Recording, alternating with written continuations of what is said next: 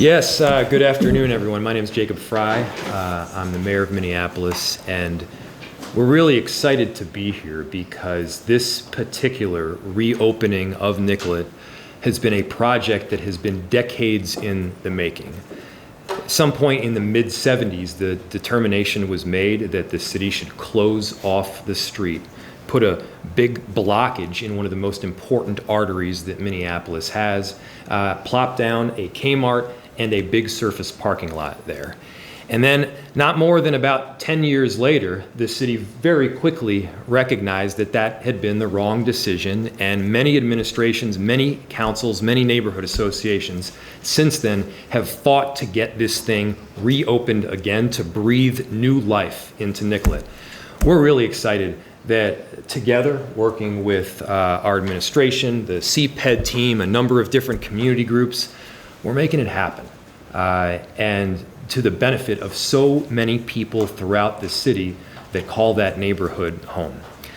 This was no small lift or undertaking, and it was a very complex deal where you've got one sublease on top of another lease, on top of an ownership model that was going bankrupt, and a diminishing customer base that was requiring a number of different entities to come together to figure out how to make this deal work.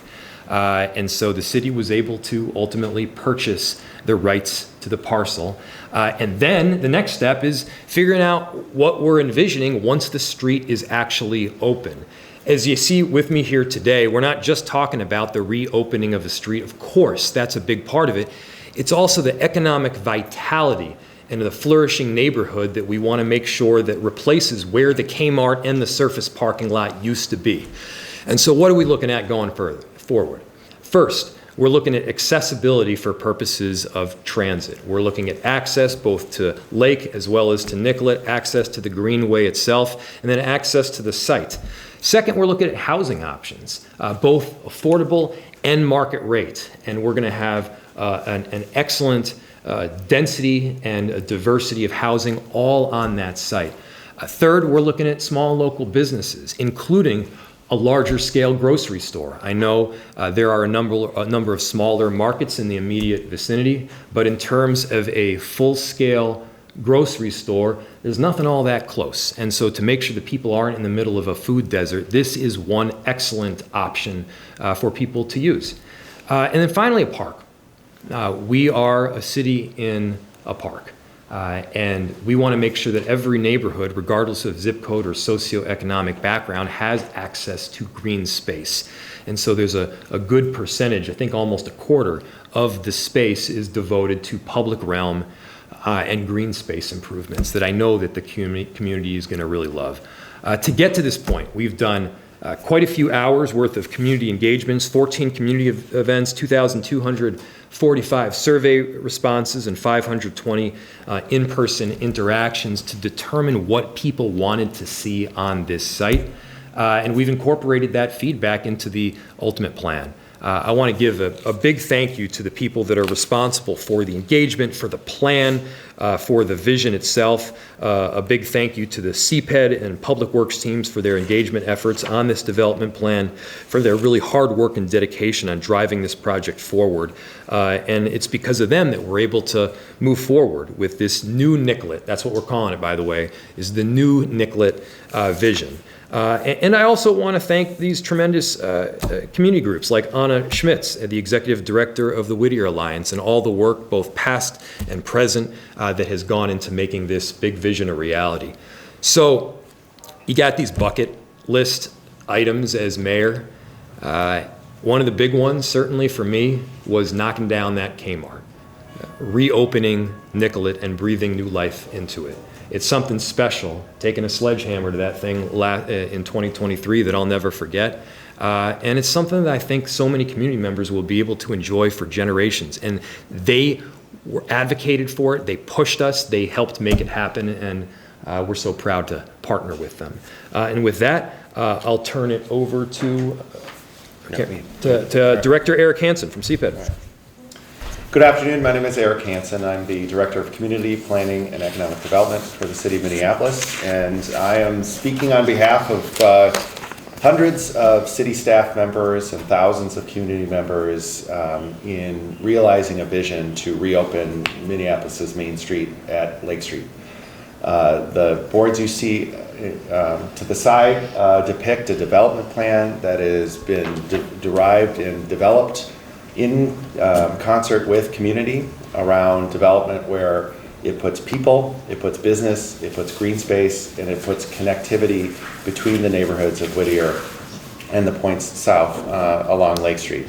It reopens Nicollet Avenue for the first time in almost 5 decades, and it makes a place where more than 1,000 people can live in the future. Mm-hmm. The plan that you see in front of you breaks up the 10-acre site into 6 development parcels.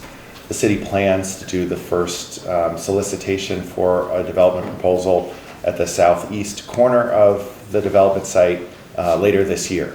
And in that development, we will see an affordable mixed-use building, something that is constructed very often in the city of Minneapolis. We are positioning the development plan so that we can have success early, and then as we move through the site, we will be moving to the west and then up through the north, through the other development sites over the next few years. So we should be able to see development of a grocery store, development of market rate and affordable housing. We'll see the opportunity for home ownership on this site as directed and desired by community members, and strips of green and places for people to be able to walk through the site to the park that will be at the northwest quadrant of this new development site. It's very exciting to be here today with the mayor and with Anna from the Whittier Alliance. We do not do anything alone. Most of our work relies on the community to step up. We were very mindful about how our developments have an impact on potentially displacing people with a formalized engagement framework. That engagement framework required us to have a really strong relationship working with the community group, and we were very delighted that Whittier Alliance has been partnering with us over the past 3 years to develop this plan that we are presenting tonight.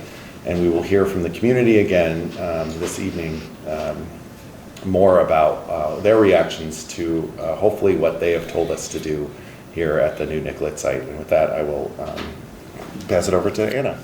Absolutely. Thanks, Director Hanson. Hi there. My name is Anna Schmitz. I'm the Executive Director of Whittier Alliance, the Whittier Neighborhood Organization. I don't know how many folks know this, but Whittier Alliance was actually founded back in 1977 as the result of neighbors organizing against the closure of Nicollet. And we know how that went. But now here we are, almost 50 years later, with a vision of what it'll look like to open Nicollet back up. It's an exciting day for the neighborhood. And I think it's a little bit of a lesson that you might be able to avoid 50 years of headache when you listen to community members. So I'm really happy to say that things have been different this time around. We've been honored to work collaboratively with the city and with our fellow community organizations to ensure that neighborhood voices are heard at every point along the development of this plan. We know that work isn't done yet, but we're so excited to have arrived here where ideas have been transformed into plans. We can't wait for a more interconnected Whittier neighborhood, both now and 50 years from now. Thanks. Awesome. I didn't know that. Yeah. We'll open it to any questions you might have. So what's your eventual timeline for, I know you said the parcel you expect to be, the first parcel, development parcel will be built, solicit bids for that later this year. What's your expected timeline to see kind of the result of kind of these plans? Go ahead. So we will be offering the first two parcels later this year. The expected development timeline is about 3 to 5 years for the first development to come. When we look at these major projects, New Nicollet, Upper Harbor, and the like, this is a generation. It's going to take a couple decades to get everything fully built out. That's why it's really important for us to get a good first project, and then that will start to build the market, and we'll see those developments. So it'll take a few years after that first project to get the rest moving, and then we're working with the park board around the development of the park, and hopefully that can go at the same time with the first. So the eastern block gets developed. We want the eastern block to get developed in concert with the park. So the 1 and 2 on that map there, the 1 and 2. or the first. Okay. First two, yep. Plus the park. Yeah, plus the park.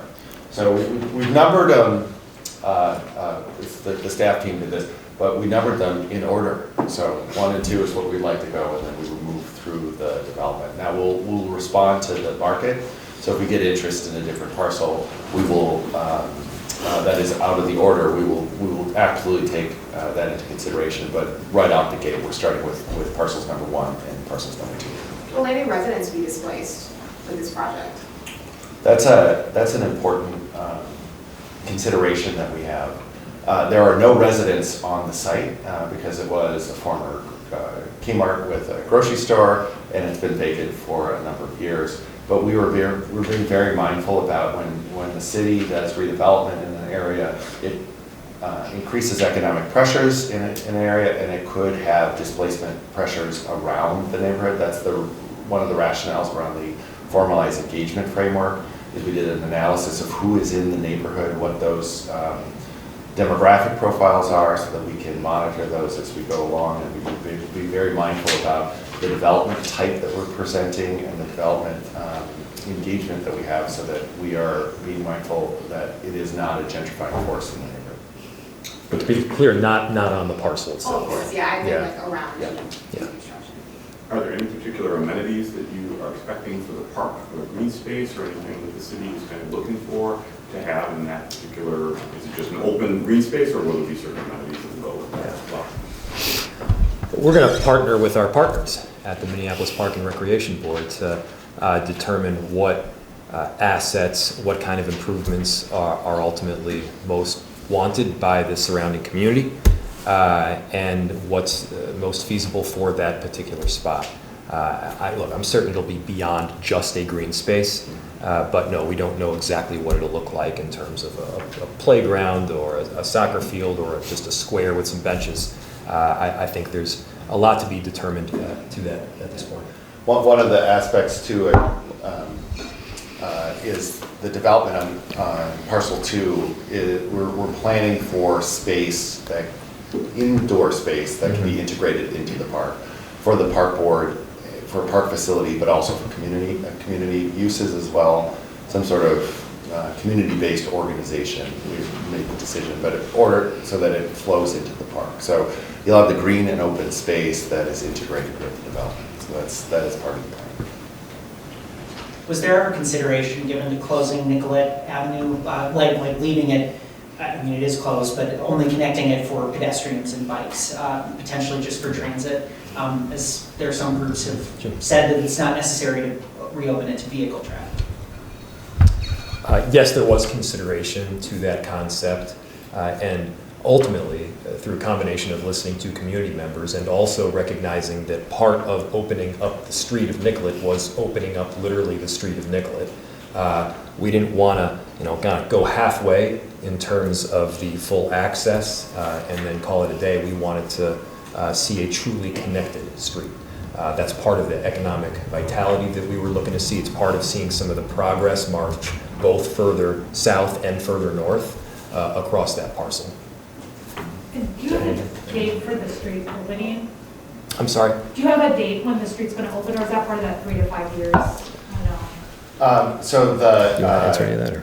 the Public Works Department will get started Tap me on if you want. utilities and bridge work in later this year, and then it'll be a few years before the road will open. Okay. Bridges have to be replaced as well, so it'll take a bit of time. Mr. Mayor, you spoke about the history of this, obviously. Is this righting a wrong here? Is this correcting an urban planning mistake? Would that be fair to say? It would be fair to say. And look, there were decisions that were made in the 70s under different economic pressures and in different circumstances that turned out to be spectacular decisions today. There were decisions made back then that turned out to be bad decisions. That being said, I don't think it's any different today. I'm sure there are decisions that we will make that turn out to be excellent and others that need to be changed. I think that's the nature of working with the information that you have and doing the very best job you can for community. So do I think it was one of the worst urban planning decisions ever? I do. And at the same time, I can't put too much fault on those that were there at the time because I don't understand the full context. Oh, well, yeah. Anna can probably give I mean, a I think good that's rundown of. what I said. Yeah. Maybe speaks to that a little bit. Yeah. That I think there were community members at the time who saw it as a mistake and were opposed to it. But I think that's absolutely right. That you're only working with the information you had at the time, and hard to kind of look backwards at what was the full context in folks' minds. But certainly, from our perspective as a neighborhood organization, we're thrilled to see it back open and think that'll be really wonderful for the neighborhood. Well said. Eric, while we're on the subject of economics and some of the issues that we faced back in the 70s here, I mean, we're facing our own issues today here. Are you concerned that you'll be able to fill out some of that retail that's included with this? Because there's been a number of large companies that are pulling back their retail presence in a lot of the major cities here. Piggybacking on what Anna and the mayor said, we're making the best decisions with the information we know, and we know that there's been a transformation in the retail market. We see that not only across Minneapolis, but across the country, on how people are engaging with retailers. What I think has been a good part of this plan is being mindful of what is in the market and what can be sustained around footprints in commercial sizes. So, for example, there is I would say, a smaller full-size grocer than you will see like out in a suburban setting that can fit, but the other sites, the other retail sites are in smaller increments, and we are seeing smaller businesses that have service or experience and a little bit of retail starting to get a foothold, because people in Minneapolis are reacting to Minneapolis as an experiential time, and you can go buy things online that you get every day, suits and ties and shirts and stuff, but you can't get that tactile experience of like an artisan's shop or another small bookstore or record shop, and we're seeing that happening, and so we're not creating a footprint for another Kmart, we're creating a footprint for the businesses we're seeing that are flourishing in Minneapolis right now. Do you guys have any kind of estimate as far as what kind of investment this will take from the city of Minneapolis for road, bridge improvements? And do you have any kind of ballpark in the total economic investment that you believe will go into this project? Yeah, we'll have to get you the total investment as it applies to, for instance, public works and redoing the street itself and the cost of the demolition. But in the long run, this will be a very wise financial decision. We'll be accessing parcels that were not, well, they previously didn't exist. Obviously, that generates tax revenue. We're going to see sales tax revenue come in as well. We're going to see, look at it this way. As you go north, there's a whole lot of activity that's already on Nicollet. I mean, you got Eat Street. You have a ton of amazing businesses that are right there, and you see already the momentum marching south. On the other end, you see some momentum marching north. And so by opening it up, you allow for that whole area to flourish in a way that it did not previously. Before, there was a blockage. What we're doing is busting through that blockage in this artery and making sure that this whole area can be opened up to some life. Surface parking lot doesn't necessarily generate a whole lot of life. Does that, are you like, would you say $1 billion or like overall, No. just are we expecting as far as like, from the other developers and into this whole project? Well, you you can probably expand on this, but we're sending out RFPs for private entities to come in and be able to develop the space. Obviously, the vast majority of that is paid for privately. If there's an affordable component, like any other building in the city, we do subsidize with affordable housing trust fund monies, low-income tax credits, etc. And then, like any other street in Minneapolis, we pay for the construction of the street itself. And so Yeah, I don't have those exact costs there. Maybe Eric's got more of an estimate. I would say the mayor's got it right. We haven't done an economic model of what we expect the value of the development when it's built to be, but I can get an estimate. Yeah. How much off-street parking do you expect do you anticipate being in these facilities? I'm just thinking grocery store, you've got apartments, developers like having parking sometimes. We're gonna call in the real experts here. Yeah, we're gonna look, I'm looking for the number. The buildings will have parking. I don't know if we have a specific number. So parking is the bane of every development in the world, because the developer wants a lot of it, and the city usually doesn't want as much. So we don't have parking minimums in the city of Minneapolis. And so we'll be working with the developer around what the appropriate amount of parking to make sure that the development is successful and it is not taking up too much real estate. As the mayor said, that the big surface parking lot's not going to happen. You see it's a pretty dense site, so you'll see them inside buildings mixed in, and so it'll be a negotiation of the appropriate amount of parking for the site.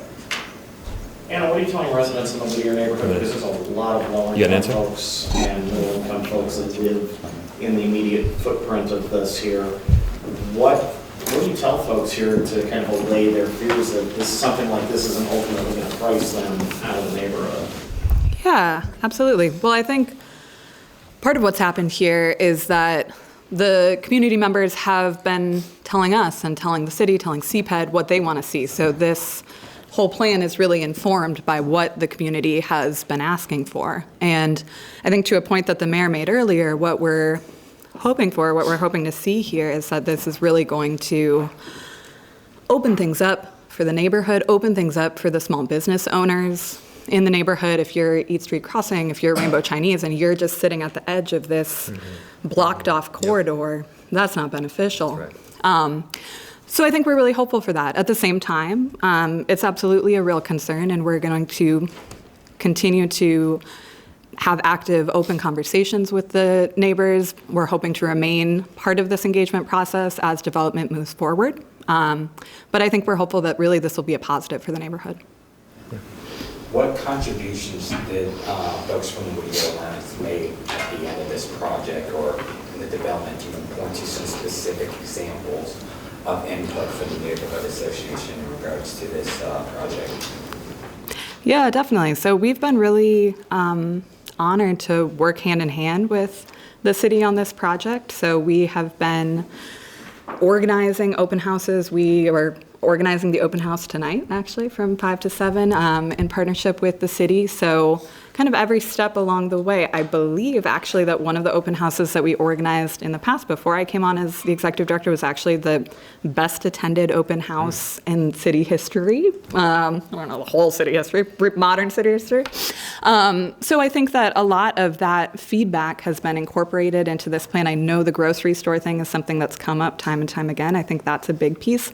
And then absolutely the green space, the park space, that's something that the neighborhood has some of, but I think that folks would really love to see more of and be able to have more space to play and hang out and be together in the neighborhood. Anna, I can add a couple of things that are part of this plan that come from neighborhood input. And it is making sure the park is on the site, but also development sites that smaller developers have an opportunity to respond to. So at a 10-acre site, the community was very vocal about not having a master developer that would then control how the development happened and to break it up. And that's why you see the 6 different development sites is the opportunity for different developers and owners and a way to spread the wealth building opportunities on this large site.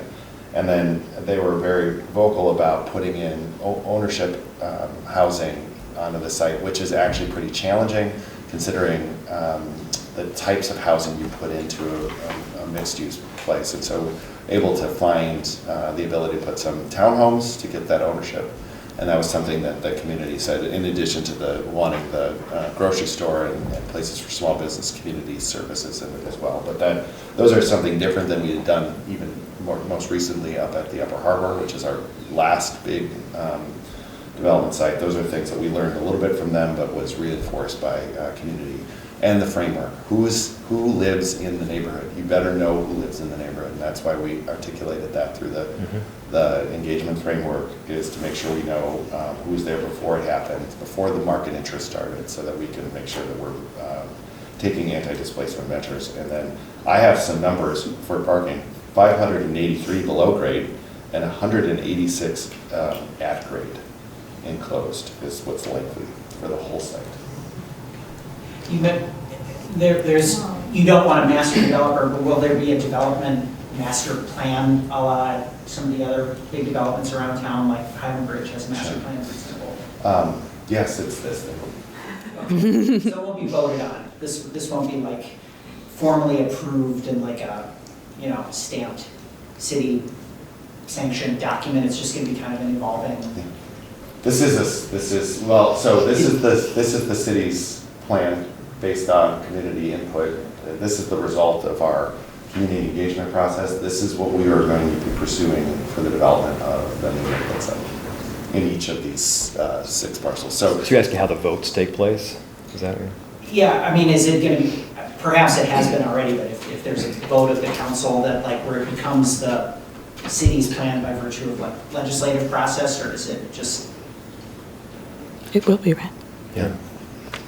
Well, this is the city's plan for the site, and then as we start to take down some of the parcels, when we go to sell the real estate, then we go for a formal, there's a formal process of a public hearing and the city council action, and then there'll be redevelopment contracts of what is going to be built, and this will be the guidance.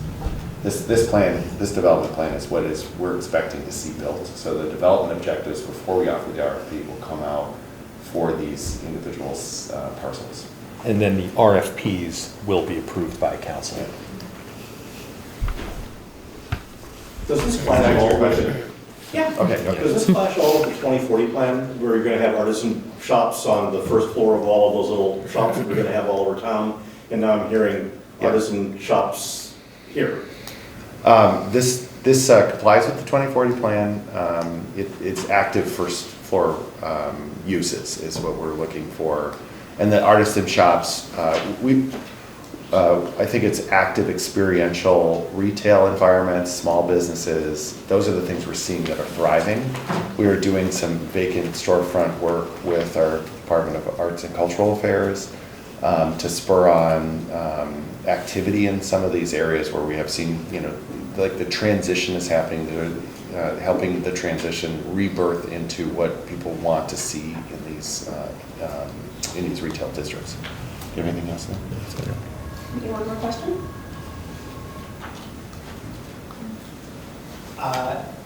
How are interest rates? I mean, we've seen issues with other developments, I'm thinking of Highland Bridge, where there's been pushback from developers around what was in the master plan, which is why I was asking about that. And interest rates are among the pressures there. They have rent control over there too. But I'm just, wondering, at a time when housing is hard to build right now, what's it like launching a housing project at a time when housing is not getting built for a lot of reasons? All right. So interest rates. There's a natural business cycle in interest rates and just even housing absorption. And sometimes those plans are very aspirational. When we're looking at this plan, the first 2 parcels are projects that we are seeing being built now. So while those interest rates and other factors that are impacting housing production are at play across the board, the developments that we see in the first 2 parcels are something we are seeing come into our Affordable Housing Trust Fund application on an annual basis, and those projects are getting moving. And then as we build the market over time, those interest rates will fluctuate. And so I remember there was a time when a 5% interest rate was really, really low. And there's, probably back when this was being closed, 7% interest rate was really, really low because we're in double digits. So it's all relative. And I think by the time this thing gets all built out, you'll have a series of different interest rates that will have affected each of the projects.